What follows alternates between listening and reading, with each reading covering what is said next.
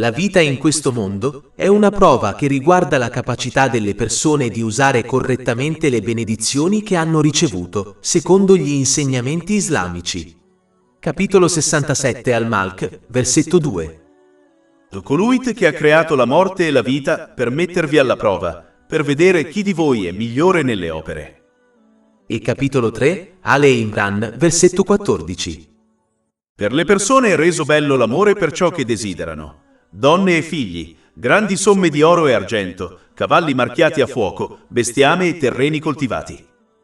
Chi comprende questa prova si impegnerà quindi a utilizzare correttamente le benedizioni che gli sono state concesse, secondo gli insegnamenti islamici, in modo da raggiungere la pace interiore in entrambi i mondi. Questo perché questo atteggiamento porterà a raggiungere uno stato mentale e fisico equilibrato e a collocare correttamente ogni cosa e ogni persona menzionata nel versetto 14 nella propria vita, preparandosi adeguatamente alla propria responsabilità nel giorno del giudizio. Questo atteggiamento conduce quindi alla pace interiore in entrambi i mondi. Capitolo 16, An-Nahl, versetto 97. Chiunque compia il bene, uomo o donna, mentre è credente, certamente gli faremo vivere una bella vita e certamente daremo loro la ricompensa nell'aldilà in base alle loro migliori azioni. È importante notare che, poiché Allah, l'Eccelso, solo conosce ogni cosa, solo Lui può fornire il miglior codice di condotta che conduce a questo risultato. Tutti i codici di condotta e gli stili di vita creati dall'uomo non raggiungeranno mai questo risultato a causa della mancanza di conoscenza ed esperienza, della miopia e dei pregiudizi. Chi adotta uno stile di vita diverso dall'Islam, inevitabilmente userà male le benedizioni che gli sono state concesse, metterà fuori posto tutti e tutto nella sua vita e non si preparerà adeguatamente alla responsabilità nel giorno del giudizio. Questo lo porterà a condurre una vita piena di stress, difficoltà e afflizioni, anche se vive momenti di svago e possiede lussi mondani. Capitolo 9, At-Toba, versetto 82. Lasciateli dunque ridere un po' e poi piangere molto, come ricompensa per ciò che hanno guadagnato. E capitolo 20 Tara, versetti 124-126. E chiunque si allontana dal mio ricordo avrà una vita triste, cioè difficile, e lo raduneremo, cioè lo risusciteremo cieco nel giorno della resurrezione. Egli dirà: mio Signore, perché mi hai risuscitato cieco mentre una volta ti vedevo? Allah dirà: così vi giunsero i nostri segni e li dimenticaste, cioè li ignoraste, e così sarete dimenticati oggi. La differenza tra i due stili di vita è piuttosto evidente osservando chi agisce secondo gli insegnamenti islamici e chi no. Pertanto, una persona deve accettare e agire secondo gli insegnamenti islamici per il proprio bene, anche se ciò contraddice i propri desideri. Deve comportarsi come un paziente saggio che accetta e agisce secondo i consigli del proprio medico, sapendo che è meglio per lui, anche se gli vengono prescritti farmaci amari e un regime alimentare rigoroso. Allo stesso modo in cui questo paziente saggio raggiungerà una buona salute mentale e fisica, così farà la persona che accetta e agisce secondo gli insegnamenti islamici.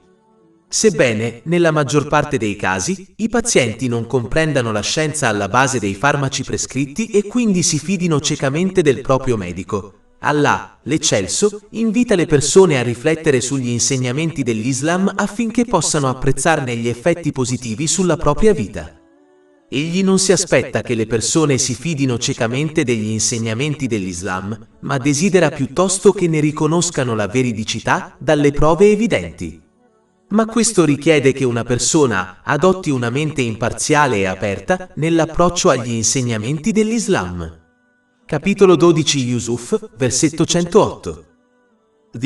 Questa è la mia via, invito ad Allah con discernimento io e coloro che mi seguono.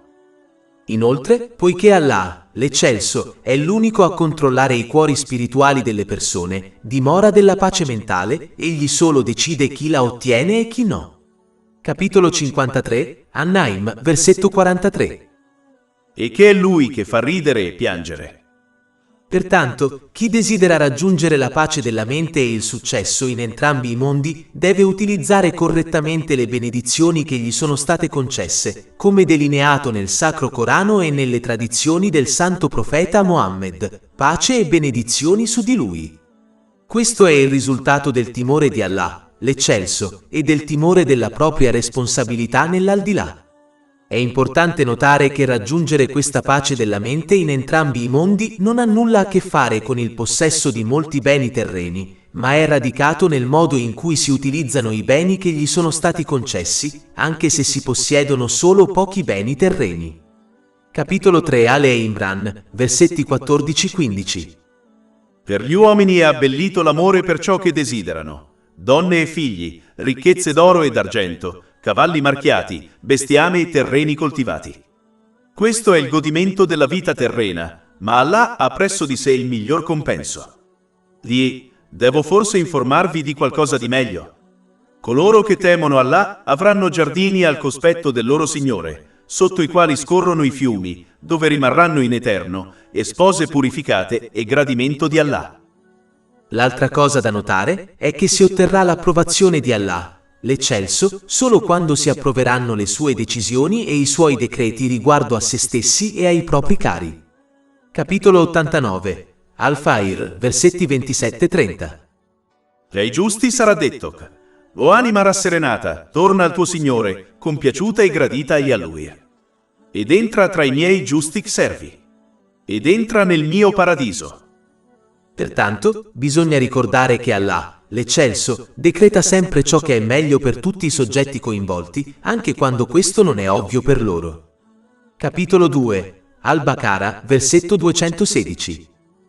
Ma forse odiate una cosa ed è un bene per voi, e forse amate una cosa ed è un male per voi. E Allah sa, mentre voi non sapete. Ricordare questo fatto aiuterà a rimanere saldi nell'obbedienza ad Allah, l'Eccelso, il che implica l'uso corretto delle benedizioni ricevute, come delineato negli insegnamenti islamici. Adottare questo atteggiamento sia nei momenti facili che in quelli difficili è parte integrante della prova che si affronta in questo mondo. Capitolo 3 Ale Imran, versetti 14-15. Per gli uomini è abbellito l'amore per ciò che desiderano, donne e figli, ricchezze d'oro e d'argento, cavalli marchiati, bestiame e terreni coltivati. Questo è il godimento della vita terrena, ma Allah ha presso di sé il miglior compenso. Devo forse informarvi di qualcosa di meglio. Coloro che temono Allah avranno giardini al cospetto del loro Signore, sotto i quali scorrono i fiumi, dove rimarranno in eterno, e spose purificate e gradimento di Allah. Queste cose sono state abbellite agli occhi delle persone da diverse fonti.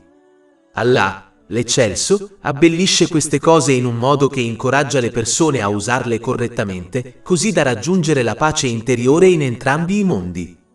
Ad esempio, il sesso opposto è stato abbellito per le persone, così come la possibilità di avere figli, affinché le persone ottengano queste cose attraverso mezzi leciti e gestiscano e crescano correttamente la propria famiglia, affinché diventi una fonte di bene per loro in entrambi i mondi.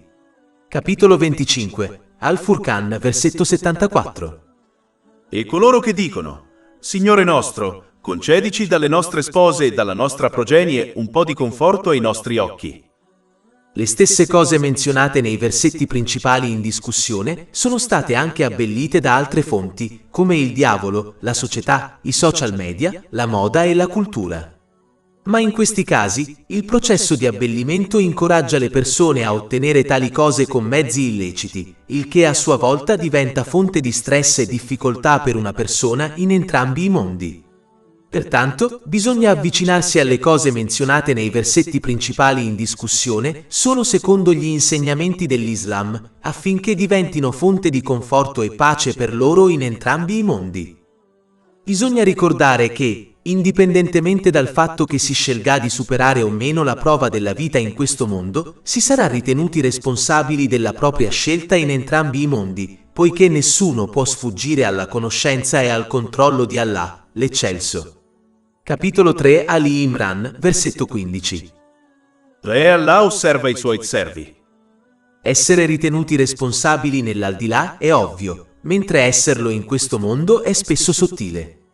Chi abusa delle benedizioni che gli sono state concesse scoprirà che i beni terreni ottenuti disobbedendo ad Allah, l'Eccelso, diventeranno per lui fonte di stress, miseria e problemi in entrambi i mondi, anche se a momenti di svago. Questo risultato è abbastanza evidente osservando i ricchi e come siano sommersi da disturbi mentali, come depressione, dipendenza da sostanze e tendenze suicide, nonostante godano di lussi mondani.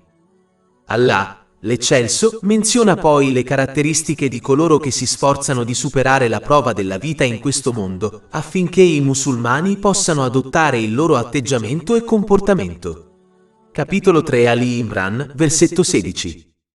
Coloro che dicono: Signore nostro, in verità noi crediamo, perdona i nostri peccati e preservaci dal castigo del fuoco.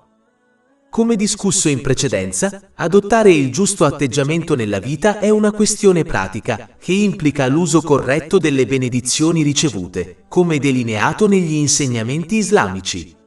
Pertanto, la convinzione menzionata in questo versetto indica l'importanza di sostenere con le azioni la propria dichiarazione di fede verbale. Ciò è ulteriormente confermato dal versetto successivo.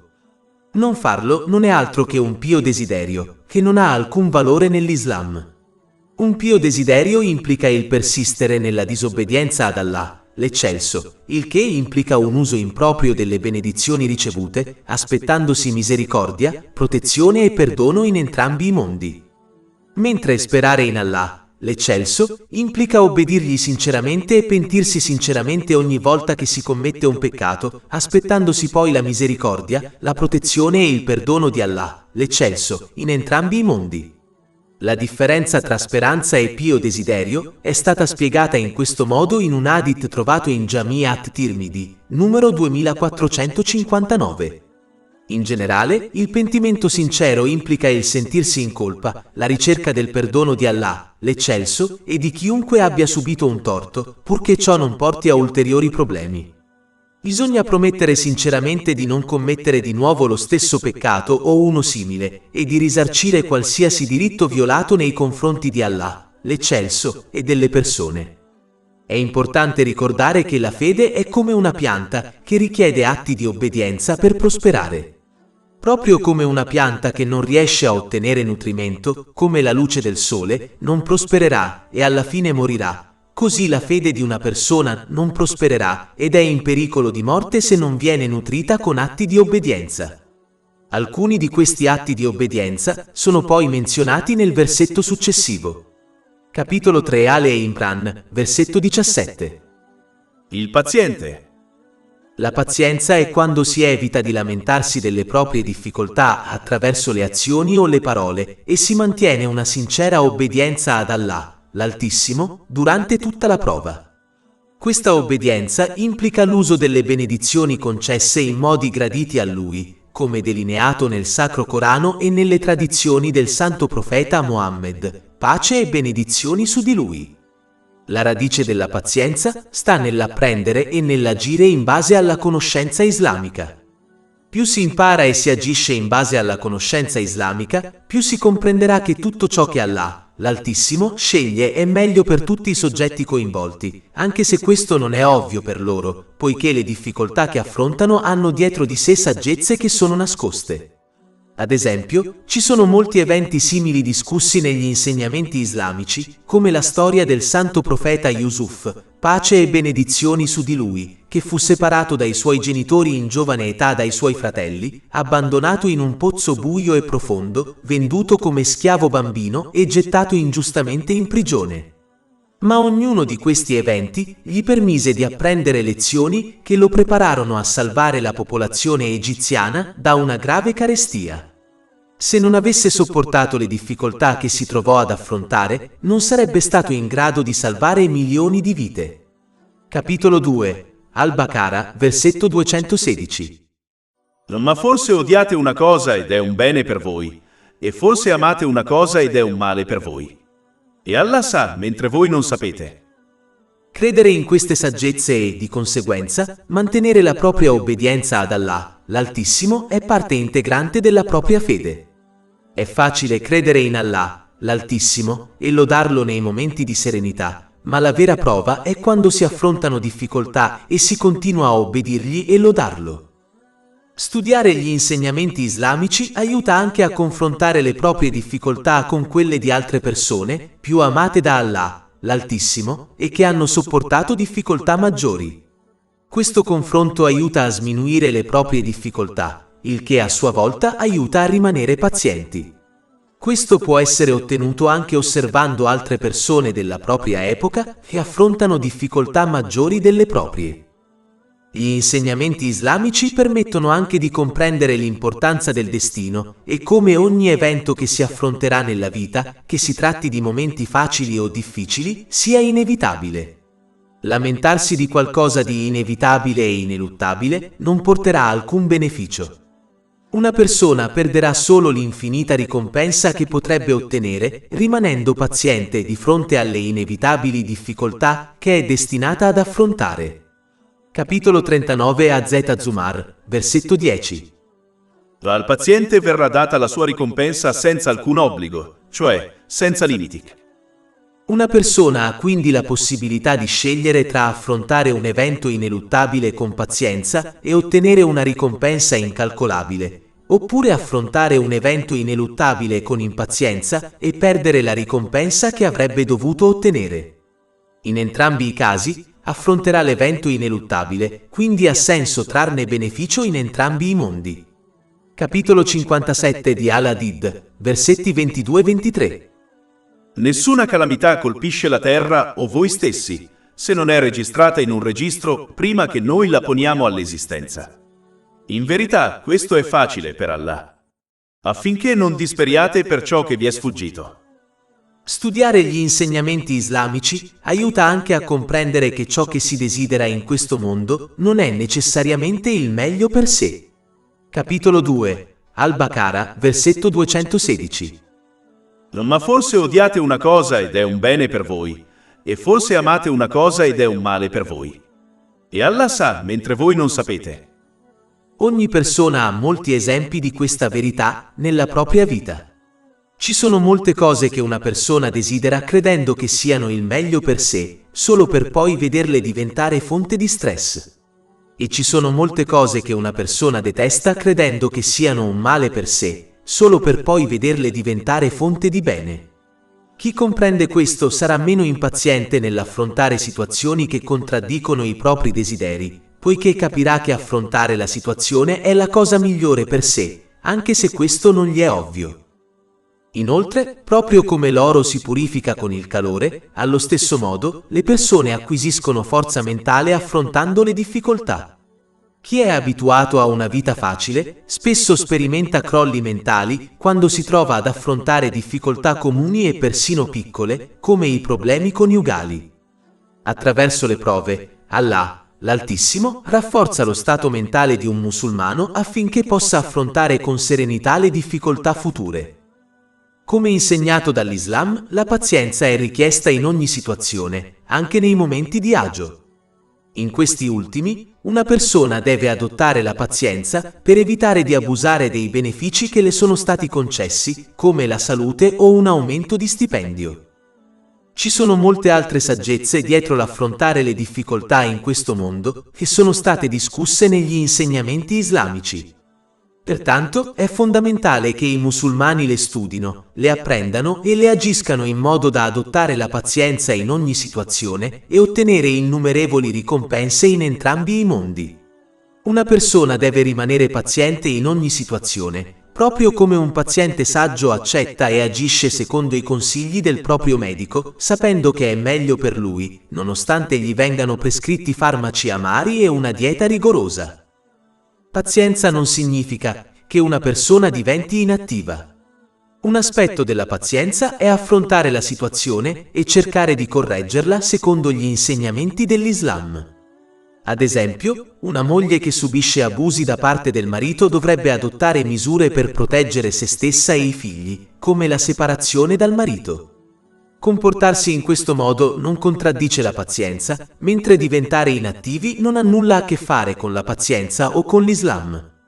Allo stesso modo, mostrare emozioni, come piangere, non contraddice in alcun modo la pazienza, poiché il santo profeta Yaqub, la pace sia su di lui, pianse così tanto per il suo dolore che divenne cieco, eppure non fu mai criticato da Allah, l'Eccelso. Capitolo 12 Yusuf, versetto 84. E si allontanò da loro e disse: «Ho il mio dolore per Giuseppe», e i suoi occhi divennero bianchi per il dolore, perché era un oppressore.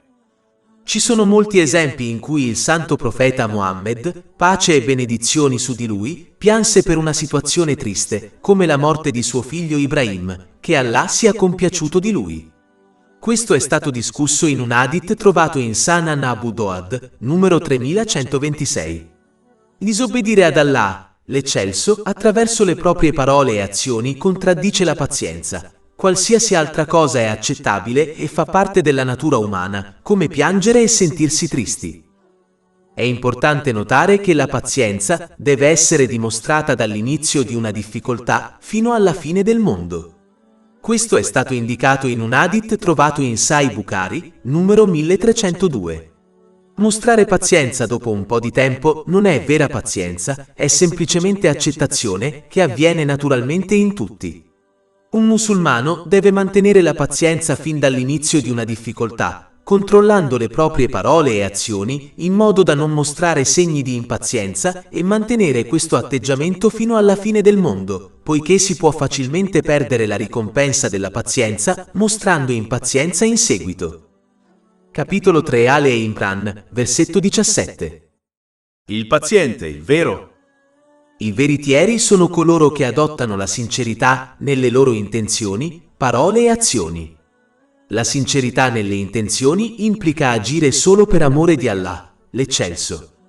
Chi compie buone azioni per qualsiasi altra ragione non riceverà alcuna ricompensa da Allah, l'Eccelso.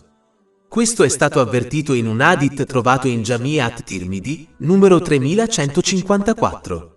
Un segno positivo di una buona intenzione è che una persona non si aspetta né spera alcuna gratitudine o ricompensa dagli altri. La sincerità nelle parole implica dire il bene o rimanere in silenzio. La parola può essere divisa in 3 categorie. La prima è la parola malvagia, che deve essere evitata a tutti i costi. La seconda è la parola buona, che dovrebbe essere pronunciata al momento opportuno. L'ultima categoria di parola è la parola vana. Questo tipo di parola non è considerato un peccato o una buona azione, ma poiché questo tipo porta a parole malvagie, è meglio evitarlo. Inoltre, la parola vana sarà fonte di rimpianto per una persona nel giorno del giudizio, quando si renderà conto delle opportunità e del tempo sprecati in parole vane. Pertanto, un musulmano deve dire ciò che è buono o rimanere in silenzio. Questo è stato consigliato in un hadith trovato nel Sahih Muslim, numero 176. La sincerità nelle azioni implica l'uso corretto delle benedizioni che si sono ricevute, come delineato nel Sacro Corano e nelle tradizioni del santo profeta Muhammad, pace e benedizioni su di lui. Colui che comprende questi aspetti della sincerità sarà registrato da Allah, l'Eccelso, come una grande persona sincera. Mentre colui che non mostra sincerità nelle sue intenzioni, parole e azioni, scoprirà che Allah, l'Eccelso, lo registra come un grande bugiardo.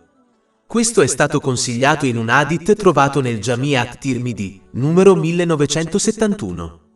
Non ci vuole uno studioso per determinare cosa accadrà a questi 2 tipi di persone. Capitolo 3 Ale Imran, versetto 17. Il paziente, il sincero, l'obbediente.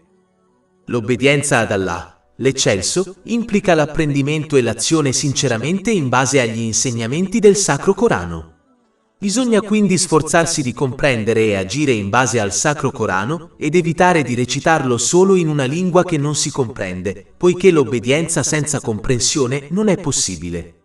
L'obbedienza al santo profeta Muhammad, pace e benedizioni su di lui, implica l'apprendimento e l'azione sinceramente in base alla sua vita e ai suoi insegnamenti. L'obbedienza, quindi, è più che semplicemente dichiarare amore e rispetto per il santo profeta Muhammad, pace e benedizioni su di lui, ignorando la sua vita e i suoi insegnamenti. Capitolo 4 An-Nisa, versetto 80. Chi obbedisce al messaggero obbedisce ad Allah. Questa obbedienza garantirà che si utilizzino correttamente le benedizioni ricevute. Ciò garantirà che si raggiunga uno stato mentale e fisico equilibrato e che si collochi correttamente ogni cosa e ogni persona nella propria vita, preparandosi adeguatamente alla responsabilità nel giorno del giudizio. Questo porta alla pace della mente in entrambi i mondi. Capitolo 4, An-Nisa, versetto 69. E chiunque obbedisca ad Allah e al messaggero sarà con coloro ai quali Allah ha concesso il favore dei profeti, dei veritieri, dei martiri e dei giusti. E questi sono eccellenti compagni. L'obbedienza implica anche obbedire a coloro che sono al comando, sia in questioni mondane che religiose. Finché non si contraddicono gli insegnamenti del Sacro Corano e le tradizioni del Santo Profeta Mohammed, pace e benedizioni su di lui, né si innovano le cose in ambito religioso, si dovrebbe obbedire a coloro che sono al comando, sia in questioni mondane che religiose. Capitolo 4, An-Nisa, versetto 59. O voi che credete, obbedite ad Allah e al messaggero e a coloro che sono in autorità tra voi. E se siete in disaccordo su qualcosa, riferitelo ad Allah e al messaggero, se credete in Allah e nell'ultimo giorno. Questa è la via migliore e il miglior risultato. Capitolo 3 Ale Imran, versetto 17. I pazienti, sinceri, gli obbedienti, coloro che spendono sulla via di Allah. Questa spesa implica l'utilizzo corretto delle benedizioni ricevute, come delineato negli insegnamenti islamici.